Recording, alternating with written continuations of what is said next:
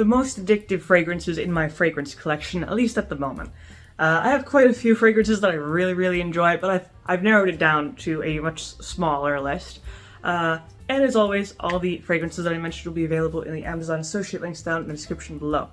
I'm going to start with one that I pretty much always obsess over whenever I bring it up. This is Oud Satin Mood. I love this one. This is a unisex option, leaning a little bit more on the feminine side.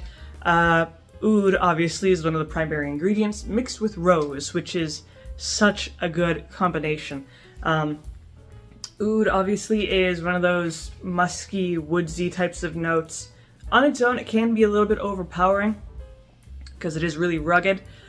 But then you mix it with the rose note, which of course is more crisp, a little bit sweet, a little bit smooth, lighter. It's the perfect combination. Plus, the Oud gives this an extra kind of boost of longevity. I have nothing bad to say about this fragrance at all.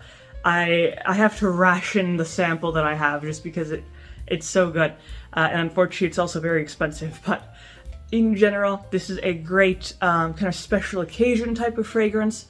You can smell that it smells extremely luxurious, sophisticated, you know, that sort of thing. So really good for going out in the evening, for a nice dinner, going out, you know, wherever. And also good for cold weather as well.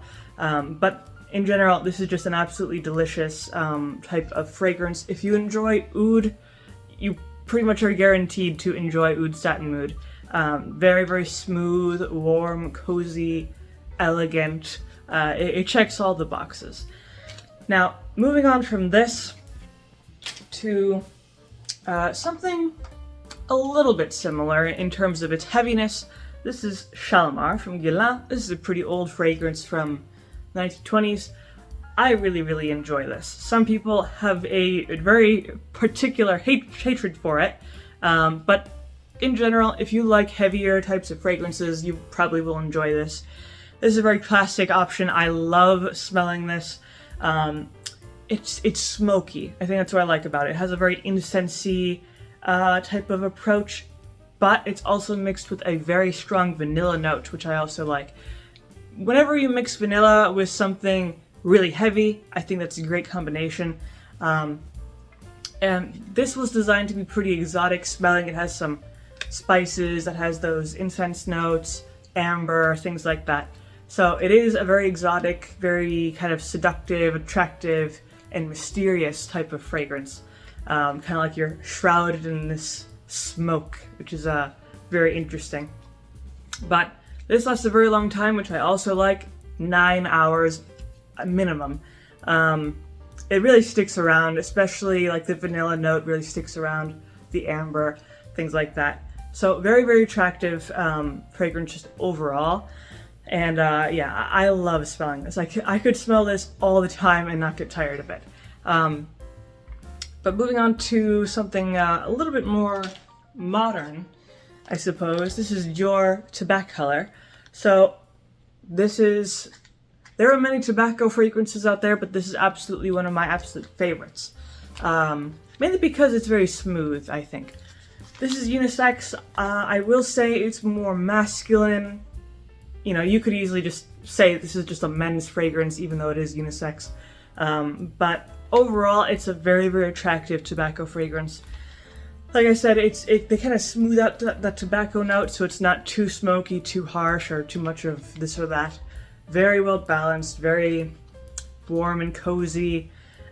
Particularly good for the winter, you know, when it's cold. This is absolutely a warm fragrance that will cut through the cold, no matter how cold it is. And also good as an evening fragrance as well. Pretty versatile in that account. You know, cold weather, evening wear, formal or casual, that sort of thing.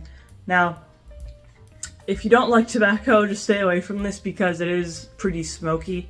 Arguably as smoky as Shalomar, which is a hard thing to accomplish. But again, it's a different type of smokiness, different approach to that smokiness. And overall, I just think it's a great fragrance for that type of scent.